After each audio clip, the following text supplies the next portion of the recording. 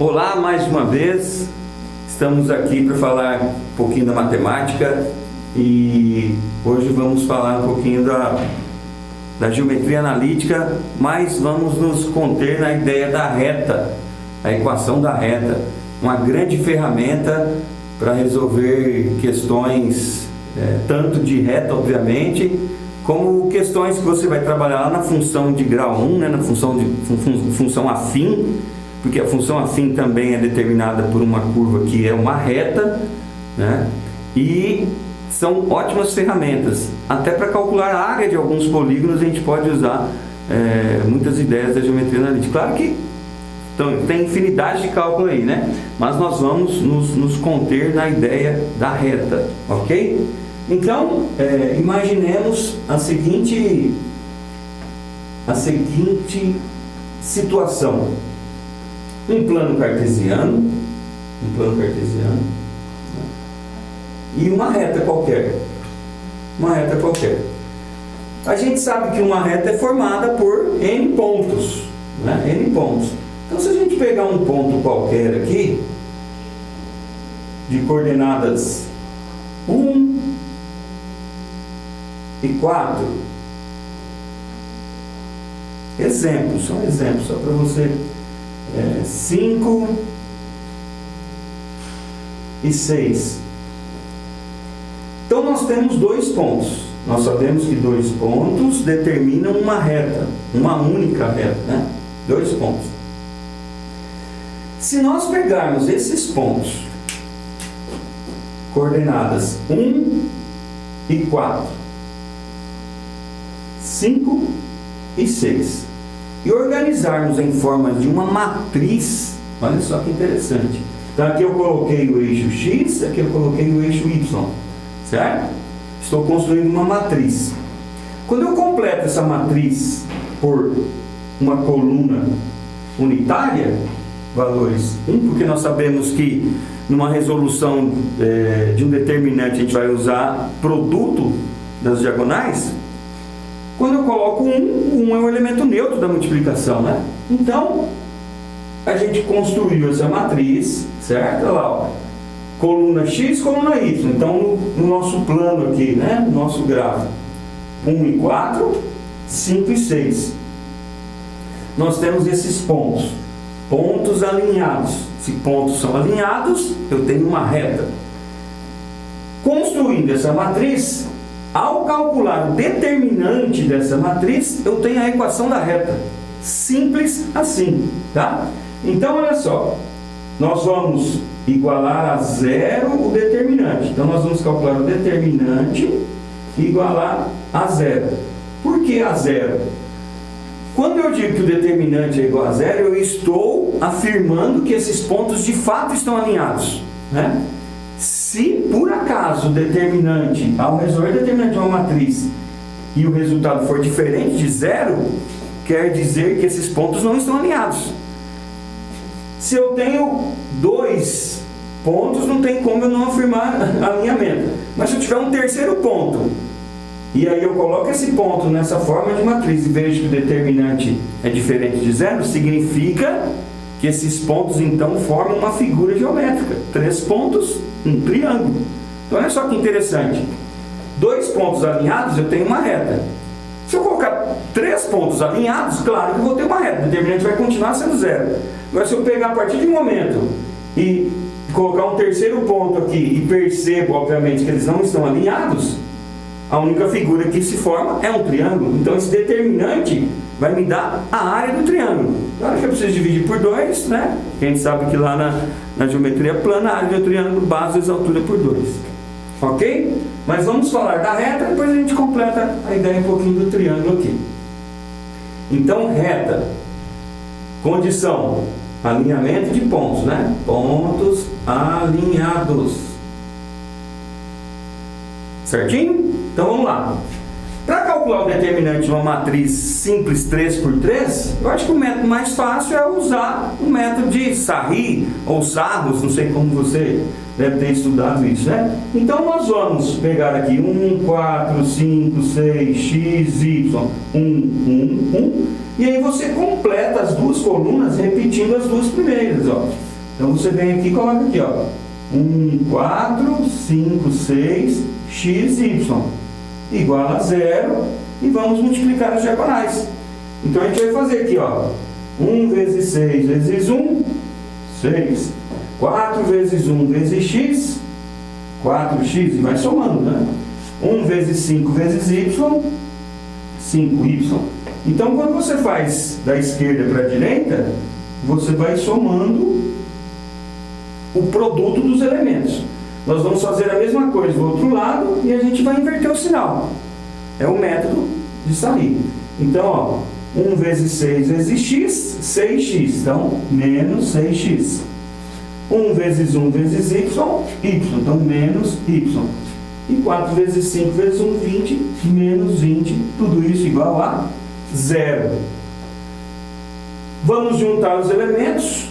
Deixa eu voltar para o pincel preto aqui. Está melhor. Então, 4x com menos 6x, menos 2x. 5y menos y, 4y. E 6 menos 20, menos 14, igual a 0. Né? Olha só, galera, olha só. Nós temos a equação da reta determinada por esses pontos. Né? Lá na função afim, nós temos a prática de isolar o y. Então, simples, ó. Isolando o y, o que nós temos? 2x mais 14 dividido por 4. Né? Dividido por 4. Que pode ser simplificado. Então, nós temos x mais 7 por 2. Então, está aí a equação da reta. A equação da reta conhecida. A gente faz uma diferenciação na geometria analítica. Na geometria analítica, a gente faz uma análise mais criteriosa em alguns elementos. Né? Então, a equação nesse formato aqui, ó, ela é chamada equação geral da reta. Quando eu uso o processo de isolar o y, eu chamo de equação reduzida. São só conceitos de, vamos dizer assim, formalidades, né? É que ajuda a gente a enxergar algumas coisas aqui nesse processo. Por exemplo, uma das coisas, você lembra lá no estudo da função afim, que nós temos lá o coeficiente angular e o coeficiente linear. Vou até corrigir, lá até a gente não usa o termo coeficiente angular. Eu usei para vocês na aula de função, você vai entender lá que é a taxa de variação da reta. Né? E aqui na geometria analítica, sim, a gente usa o termo coeficiente angular, porque aqui de fato a gente está preocupado com esse ângulo. Né? Lá a preocupação do ângulo não é tão específico, mas a gente se preocupa com a inclinação no sentido de variação. Tem um conceito um pouco diferente aí. Mas enfim, lembrando então, a gente chama de A, vou escrever aqui em cima que está melhor. Aqui, ó. A gente chama de A o coeficiente angular, que é dado por meio. Olha lá, 1 sobre 2.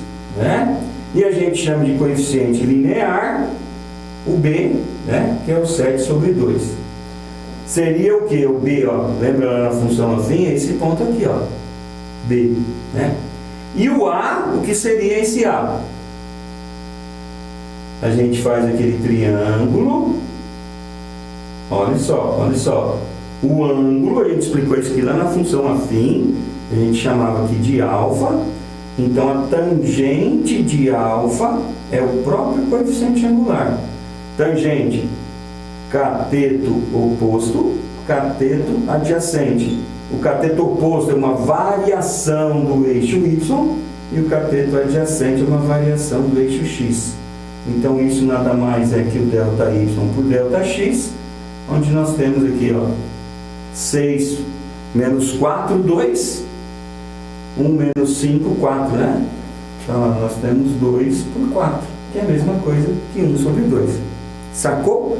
Então, acredito eu que o uso do determinante para encontrar a equação da reta e, posteriormente, uma possibilidade, se for no caso da função afim, ele pedir, né, a questão exigir isso, a gente consegue determinar esses elementos de uma forma muito mais prática e até rápida, né? Já que nós temos que perceber que muitos concursos, principalmente o Enem, É uma luta contra o tempo para você dar conta de resolver essa prova, né? Então o uso do determinante aqui é uma ferramenta ótima, certo? Então a equação da reta, basta pegar 2 pontos, quaisquer 2 pontos que pertencem a essa reta. Coloca em forma de coluna, x e y, acrescenta 1, 1, 1, e o determinante tem que ser igual a 0. Como calcular o determinante? Método de Sarros, ou Sarri, né? A borboleta, ela tem gente que gosta de fazer pelaquela técnica da borboleta e chega na equação de forma tranquila. Chegando na equação, coeficientes, né? Coeficiente angular, coeficiente linear. Matou o problema aqui, né? Tranquilo? Beleza. Agora imagine que se nós tivermos aqui um terceiro ponto, né? Vamos pensar nesse ponto aqui, ó. Vamos pensar nesse ponto, já que eu fiz o triângulo aqui. O ponto 5 e 4. O ponto 5 e 4. Então eu pego o mesmo determinante. Vamos lá. 1, 4, 5, 6, 5 e 4. Faço o mesmo processo, ó. Coloco a coluna 1, repito as duas primeiras. Perceba que eu já não coloco o termo XY, porque eu já não quero a equação. Por quê?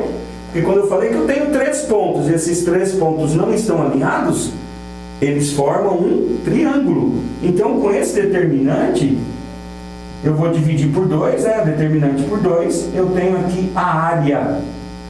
É claro que isso pode dar negativo, então o que a gente faz? A gente pensa em módulo, né? Porque eu estou pensando em distâncias aqui, né? Distância, módulo. Então, módulo determinante dividido por 2 vai me dar a área. Então, vamos lá. Olha aqui o cálculo simples, né? 6 vezes 1, 6. 4 vezes 5, 20. 5 vezes 4, 20. Né?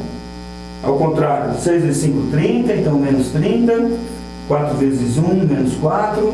4 vezes 5, 20, menos 20. Né? E vou dividir isso por 2. Então, temos aqui, ó, 20 com menos 20. Temos aqui 26 com menos 34. Então, menos 34 mais 26 por 2 em módulo. Então, temos aqui 34 para 26, 8 por 2, 4. Certo? Então, a área determinada por 3 pontos.